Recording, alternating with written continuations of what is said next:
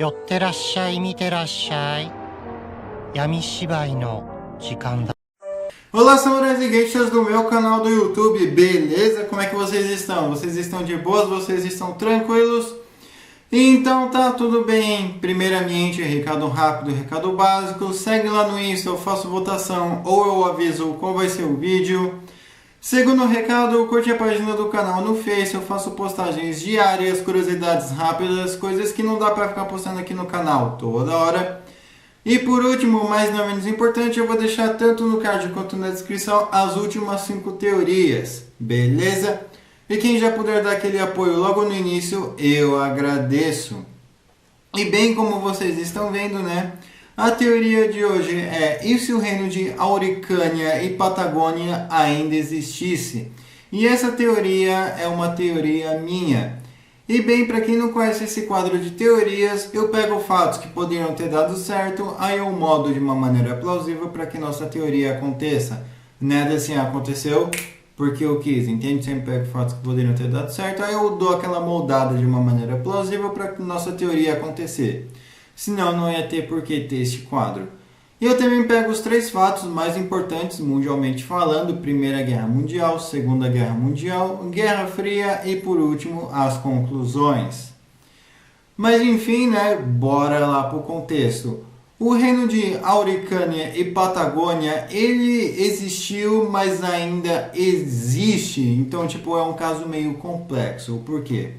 Porque no ano de 1860, um advogado e aventureiro francês, ele vai ali na região do Chile e Argentina e acaba ali reivindicando uns territórios. E não só isso, mas ele acaba conhecendo a tribo Mapuche. E com isso aí, ele e a tribo Mapuche acabam estabelecendo ali basicamente uma monarquia, um reinado, né? Auricânia e Patagônia. Mas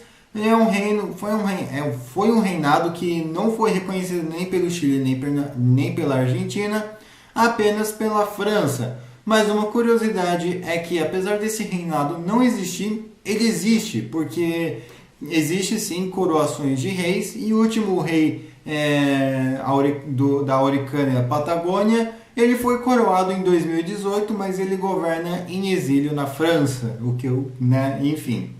E é um caso meio complexo. Mas como é que seria, né, se esse reino Auricânia e Patagônia continuasse existindo aí sim agora na América do Sul? Beleza? Então, sem enrolação, que eu já enrolei demais, vamos direto ao vídeo. Como vocês estão vendo aí, né, na tela, este é o território aí que era reivindicado ali pelo francês do reino Auricânia e Patagônia. Tá, mas como é que seria para esse francês aí conseguir o reconhecimento dessa monarquia? Bem, primeiro, eles teriam que fazer o seguinte: ele não tinha um exército, ele só tinha índios mapuches, que eu acredito que não seriam tão eficientes contra mosquetes. Então, para isso, o exército francês ia acabar indo aí para esses locais aí que fazem né, que seriam basicamente o território aí do Auricânia e Patagônia. Só que os países vendo isso, né, a Argentina e o Chile, iam estar ali contestando como se fosse uma presença militar ilegal ali da França. Mas até a parte burocrática se resolver, isso ia demorar, ainda mais se tratando aí de América do Sul, denunciando um país europeu. Então, talvez ali quem pudesse ver as críticas seria a Inglaterra e a Espanha. Mas até então não seriam ali grandes coisas. Acho que male a Espanha ia fazer alguma coisa, ia enviar um barco, ia enviar algum comissário para tentar entender o que estava acontecendo. Mas beleza, a partir de 1865 eles ainda continuam no local. Então, com isso, tanto o Chile quanto a Argentina basicamente vê ali uma situação de guerra.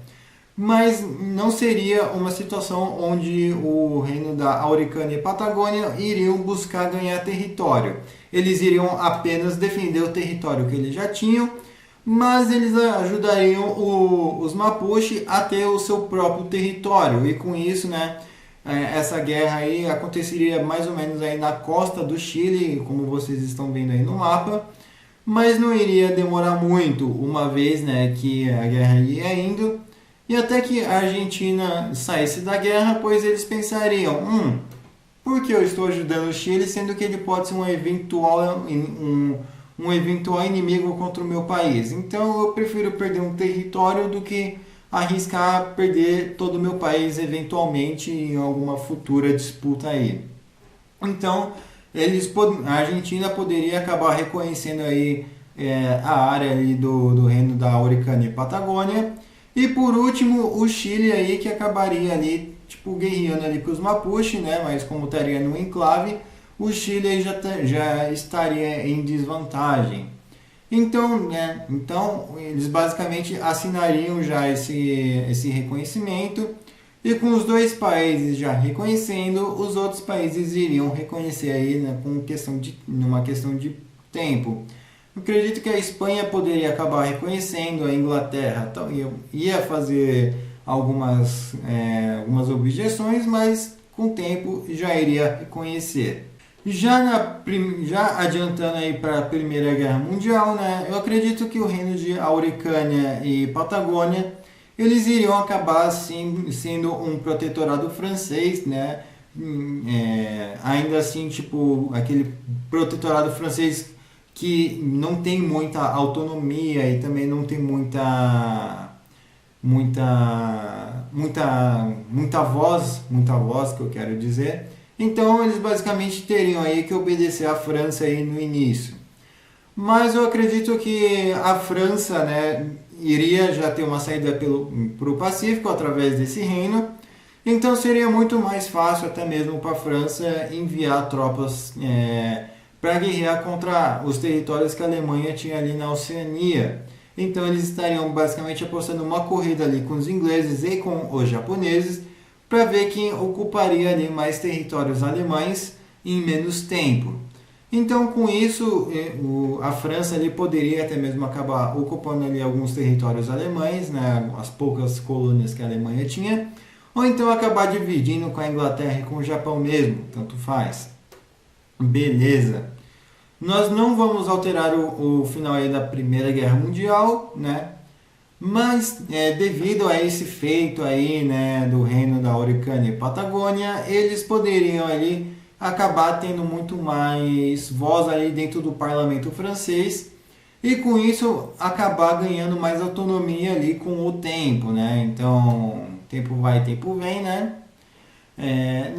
Nesse meio tempo entre a Primeira e a Segunda Guerra Mundial, eu acredito que seria um momento aí crucial ali para o reino, né? Afinal, eles estariam começando a se estabelecer, a criar leis, constituições. Não que isso não existisse, né? Mas como eles estariam ganhando mais autonomia, eles iriam ali já moldando o governo ali a cara local, né? Enfim. Então, né? Os dois idiomas oficiais, né, do país, da monarquia, seria o espanhol, né, por estar fazendo fronteira aí com diversos países espanhóis, e o francês por fazer parte da França, né, por ser um protetorado francês. Já na Segunda Guerra Mundial, eu não acredito que eles entrariam logo no início, tá? Eu acredito que sim, eles poderiam acabar entrando na guerra, mas apenas aí quando a França viesse a cair, que eles aí iam fazer parte aí da França Livre, fazendo uma oposição aí à França de Vichy. Então, com isso, eu acredito que até mesmo Charles de Gaulle poderia acabar pegando exílio no reino de Araucánia e Patagônia, que seria muito mais difícil aí dos alemães chegarem até ele, uma vez que um míssil da Luftwaffe poderia pegar aí onde o Charles de Gaulle estivesse, né, sendo intencional ou não. E já para a Alemanha mandar a Luftwaffe para a América do Sul, eles teriam que demandar muito dinheiro, marinha, e sem contar que a prioridade da Alemanha era a Europa. E uma outra coisa também que poderia acontecer é que a França, indiretamente, né, ela teria saído ali para o Oceano Pacífico, Com isso também ela poderia acabar entrando em guerra ali com os japoneses, até mesmo, né, junto com os americanos. Então eles poderiam até mesmo participar de batalhas como a Batalha de Okinawa, por exemplo, participar ali da Batalha da Indochina, ter mais presença, ter mais resistência, né? Então seria meio que mais vantajoso aí para a França. Isso também eles poderiam acabar negociando, né? Mas também não vamos alterar o final aí da Segunda Guerra Mundial, não vamos alterar nada. E com isso aí o reino da Auricânia e Patagônia iria ir ganhando mais e mais autonomia. E eu acredito que durante a Guerra Fria, né, poderiam acontecer alguns protestos, né, justamente para eles terem um pouco mais de autonomia, ou então até mesmo deixarem de ser um protetorado francês. Mas eu não acho que isso seria vantajoso, uma vez que eles basicamente já estariam ali com uma outra moeda em vez do peso, eles estariam muito mais assimilados com a cultura francesa do que com uma cultura mais autônoma, né? Tipo, uma cultura que eles mesmos acabariam moldando de um modo orgânico. Então, eu acredito que eles acabar dependendo da França, eles basicamente dependeriam quase que 100%, né? Então, eles teriam que se virar ali. Se eles tivessem uma independência e fosse um país 100% autônomo, independente, eu acredito que eles poderiam ter uns certos perrengues aí no início. Isso ia ter muito protesto, muito incidente, principalmente, né, com republicanos e também republicanos de esquerda. Mas se eles fossem um protetorado francês, o que chega a ser cômico, uma monarquia ser um protetorado de uma república, mas, né, um outro exemplo disso é Uganda, que tem alguns reinos dentro do país, que é uma república, enfim. Então, com esse fato aí, né, as coisas poderiam acabar dando em alguns protestos, mas eu acredito que eles acabariam ganhando mais autonomia. E já no final da Guerra Fria não iria ter muita diferença, né? Talvez poderíamos ter muito mais franceses aqui na América do Sul, no Brasil, do que já temos, né? Então, e serviria até mesmo também, né, para caso, eu quero ir para a França, eu quero ir para um lugar melhor, você não ia precisar pegar um avião até a Europa. Você poderia pegar talvez um ônibus de viagem até ali um pouco abaixo aí de Santiago, no Chile. O governo de hoje em dia não acho que seria um governo que buscaria conflito ali com os países. Eu acredito que seria um governo bem neutro, um governo bem tranquilo, mas que também, de certa forma, ali, o exército aí desse país acabaria ali basicamente dependendo quase que 100% novamente do exército francês, mas eles teriam uma vantagem, que eles seriam membros da OTAN, mesmo que de uma maneira indireta, né, através, né, de um protetorado, mas ainda assim eles seriam OTAN. Não que quem atacasse eles estaria atacando a OTAN de um modo indireto. Então, né, eu acredito que seria uma desvantagem para qualquer país aí arrumar uma treta com o reino de Auricânia e Patagônia. Beleza? Enfim, eu espero que vocês tenham gostado desse vídeo. Eu estou deixando a thumb aí, né, para quem quiser usar. E não se esqueçam de comentar aí o que vocês acrescentariam, o que vocês removeriam. Comentem a teoria de vocês, eu demoro, mas eu faço. Beleza? Enfim, não se esquecem, né, de ver os vídeos do card de descrição. Me sigam lá no Insta, me sigam lá no Twitter e nas minhas outras redes sociais. Não se esqueçam de curtir, compartilhar, se inscrever.